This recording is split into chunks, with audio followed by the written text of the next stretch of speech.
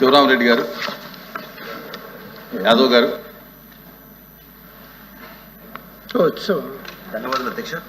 గౌరవ మంత్రి గారికి కూడా ధన్యవాదాలు తెలియజేస్తూ, అధ్యక్ష, ఏది ఏమైనప్పటికీ అమ్మఒడి అనే పథకం పేద విద్యార్థులకు లబ్ధి చేకూర్చాలని చెప్పి దేశంలోనే మొట్టమొదటిగా మా నాయకుడు అమ్మఒడి అనే కార్యక్రమం ఏర్పాటు చేసి నెలకు 15,000 ఇచ్చిన మా నాయకుడికి ధన్యవాదాలు తెలియజేస్తున్నా అధ్యక్ష. ఎంతోమంది ముఖ్యమంత్రులు వచ్చినా ఇటువంటి పథకాలు పెట్టాలి, పేద విద్యార్థులకు సాయం చేయాలనేసి ఎక్కడ రాలేదు అధ్యక్ష.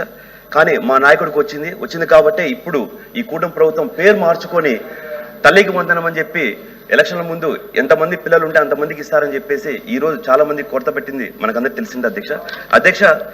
గౌరవ మంత్రి గారికి తమరి ద్వారా నేను అడిగేది ఏంటంటే అధ్యక్ష, సెంట్రల్ గవర్నమెంట్ వాళ్ళు ఇచ్చిన రిపోర్ట్ ప్రకారం 87,47,885 మంది విద్యార్థులు ఉన్నారని చెప్పినప్పుడు, కానీ ఇందాక గౌరవ మంత్రి గారు 66,57,508 మందికి ఇచ్చారని చెప్పారు అధ్యక్ష. అదొకటి క్లారిఫికేషన్ చెప్పాల్సిందిగా కోరుతున్నాను అధ్యక్ష. అదేవిధంగా గవర్నమెంట్ వెబ్సైట్లోని అధ్యక్ష 63,77,898 మందికే ఇచ్చాము, ఇంకా 2,79,720 మందికి ఇవ్వలేదని చెప్పి కూడా వాళ్ళు మెన్షన్ చేశారు అధ్యక్ష.